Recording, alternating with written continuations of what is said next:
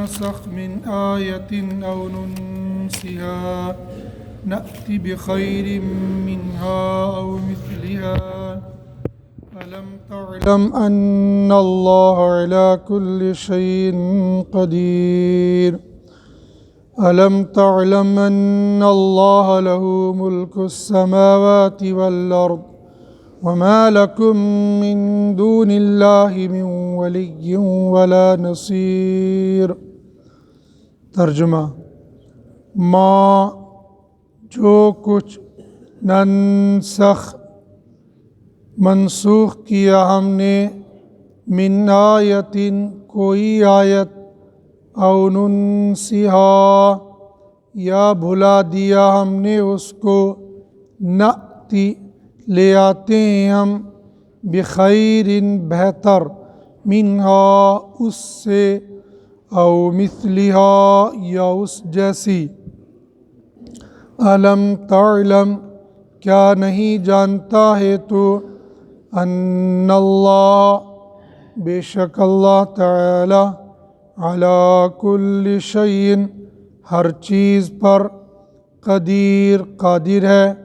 الم تعلم کیا نہیں جانتا ہے تو، ان اللہ کہ اللہ تعالی، لہ اس کے لیے، ملک السماوات والارض زمین اور آسمان کی بادشاہت ہے، وما لکم اور نہیں ہے تمہارے لیے، من دون اللہ اللہ کے علاوہ، من ولی کوئی کارساز، ولا نصیر اور نہ کوئی مددگار۔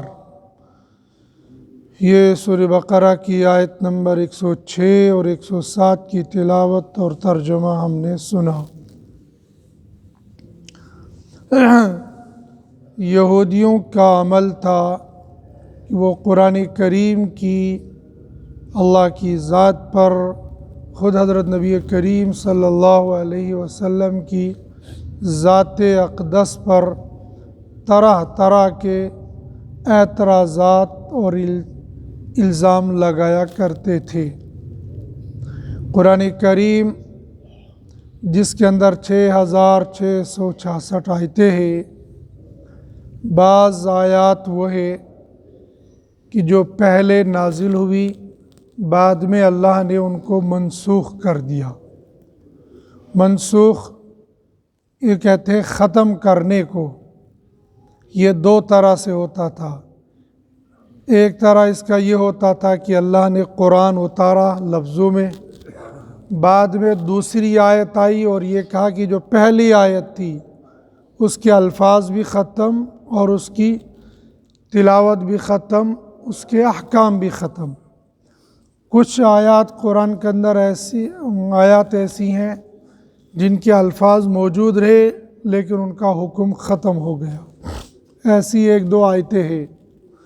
ٹوٹل ناسخ منسوخ کے اعتبار سے علامہ سیوطی رحمۃ اللہ علیہ نے لکھا ہے 20 جگہ ہے۔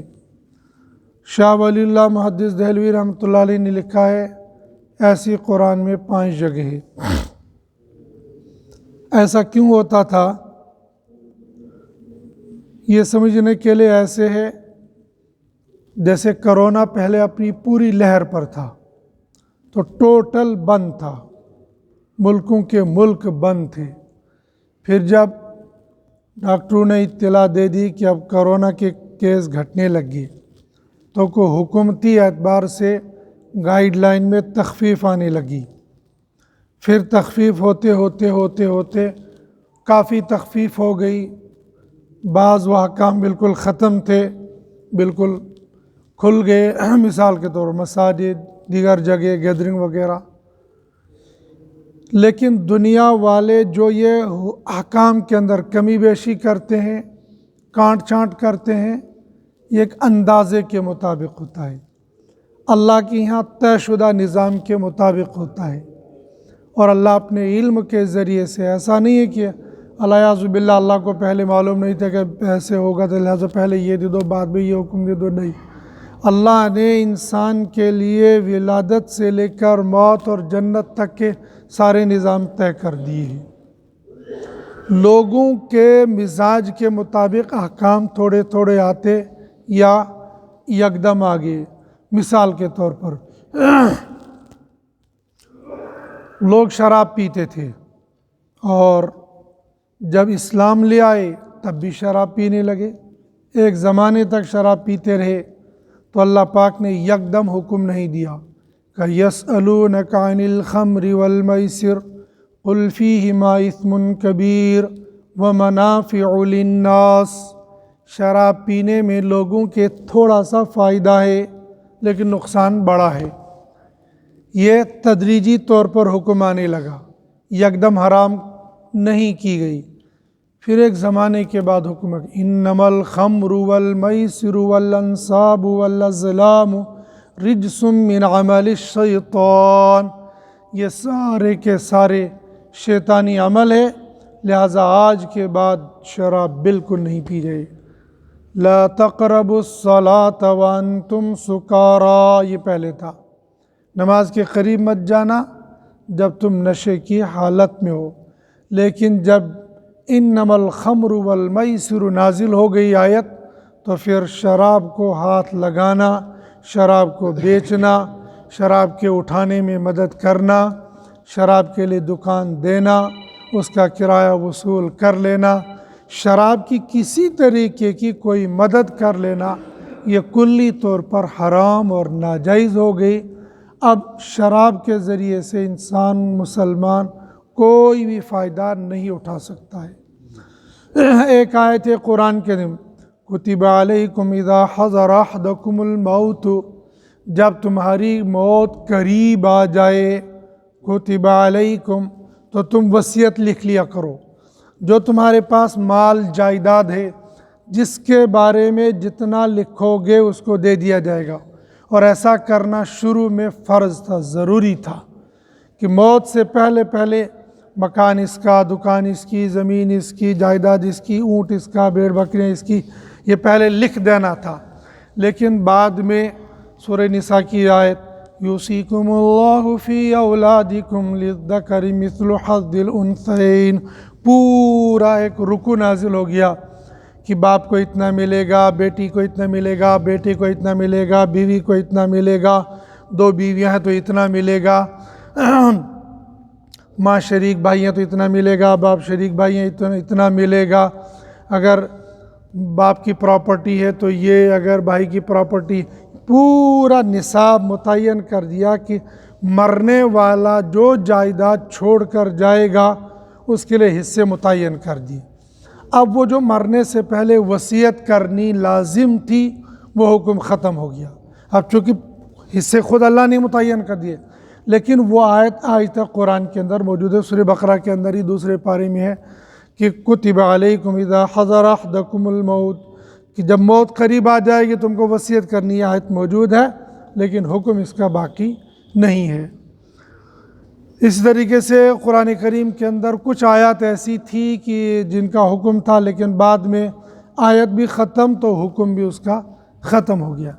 جب اس طرح کے احکام کچھ یہودیوں اور مشرکین کے سامنے آئے، انہوں نے قرآن پر اعتراض کیا کہ دیکھو یہ کیسی کتاب ہے، اس کتاب پر کبھی یہ حکم آتا ہے، کبھی یہ حکم آتا ہے، یہ کیسا حکم ہے؟ معترضین پہلے بھی تھے، آج بھی ہیں، آئندہ بھی آتے رہیں گے۔ معترضین کے اعتراض کرنے سے اسلام نہ ناکام ہوا تھا، نہ آئندہ چل کر ناکام ہوگا۔ یہ 2-3 دن پہلے جو بدبخت نے کتاب لکھی، اس کتاب کے اندر اس نے لکھا کہ اعلیٰ باللہ محمد صلی اللہ علیہ وسلم سنیاسی تھے، وہ تو وہاں گفا میں جا کر الٹے پلٹے کام کیا کرتے تھے، اور طرح طرح کے اعتراضات اس نے کیے ہیں۔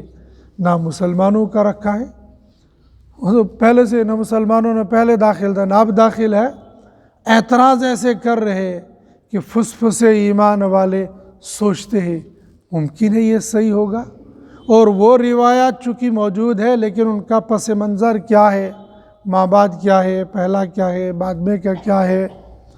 خود نبی علیہ الصلاۃ والسلام نے جو نکاح کیا، پہلا نکاح شریعت اس کا کیا مطلب بتاتی ہے اور اس کا کیا مطلب بتاتا ہے۔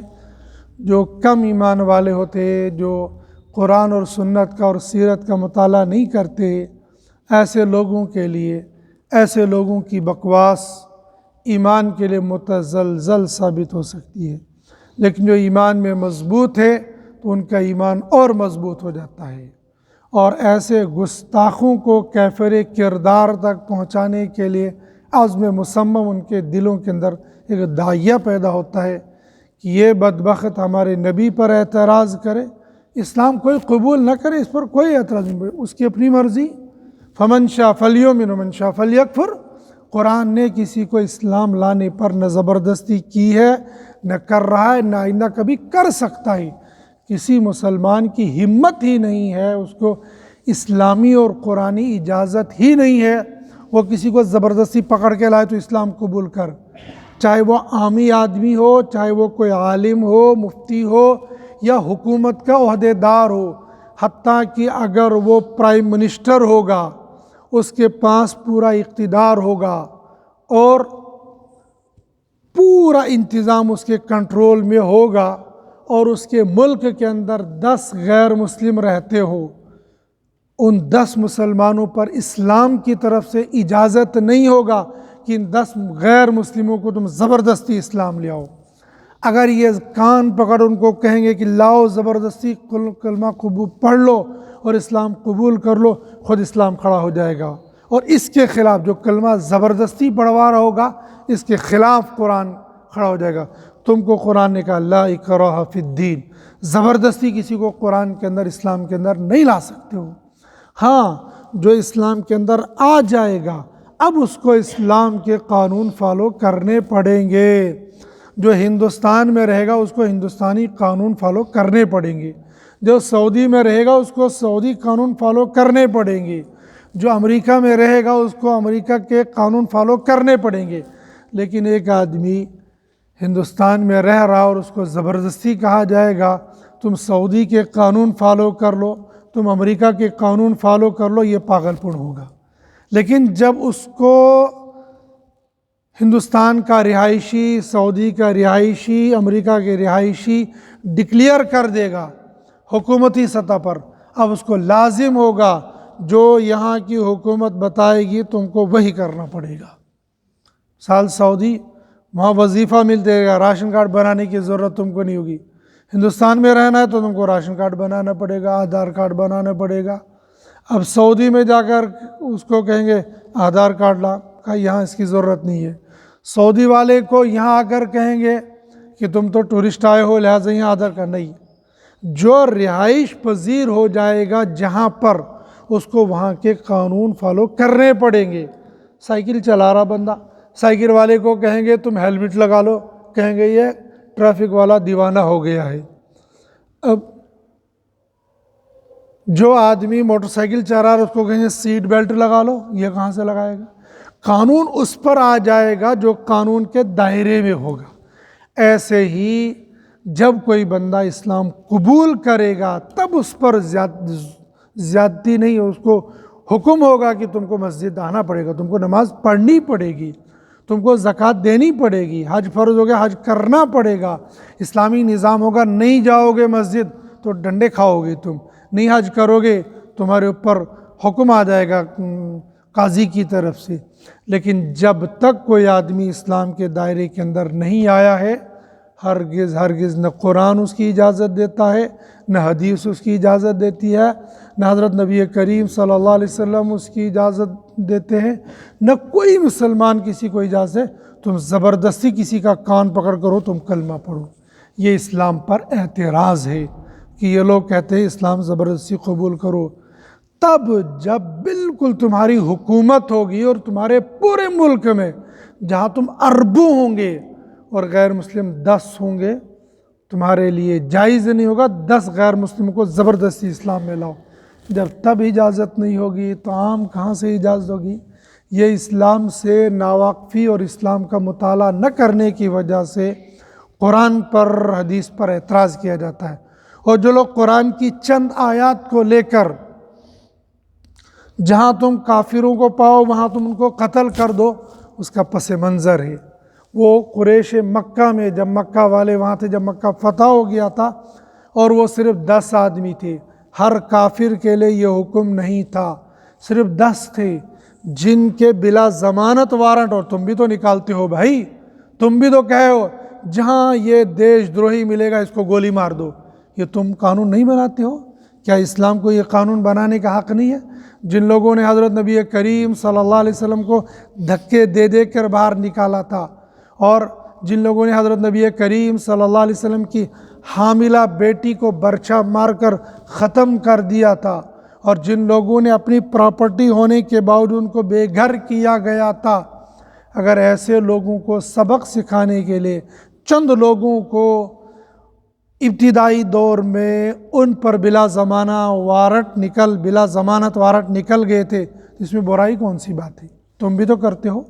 اگر اسلام نے یہ کیا، تم کو اسلام سے چڑ کیوں ہے؟ اسلام پڑھو تو پہلے، اور پھر ان 10 میں سے بھی دیکھو، ان 10 میں سے بھی 7 کو معاف کر دیا گیا تھا، صرف 3 مارے گئے تھے۔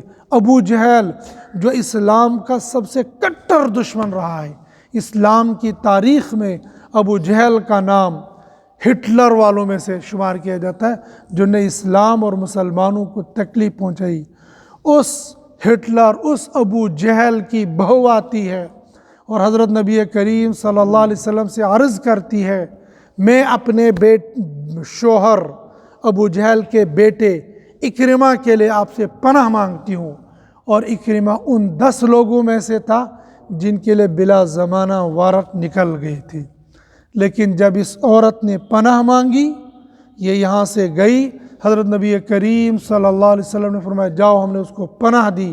وہ اس وقت جدہ پہنچ چکا تھا، کشتی میں سوار ہو چکا تھا، یہ ہانپتی کانپتی بھاگتی دوڑتی پتہ لگاتے لگاتے وہاں پہنچی، اور اس نے کہا واپس آ جاؤ، کہا جانتی ہو میں ابو جہل کا بیٹا ہوں، میرے باپ نے محمد صلی اللہ علیہ وسلم اور اس کے دین کو مٹانے کے لیے کوئی کسر باقی نہیں رکھی تھی، تم کیا دیوانہ پن کی وجہ؟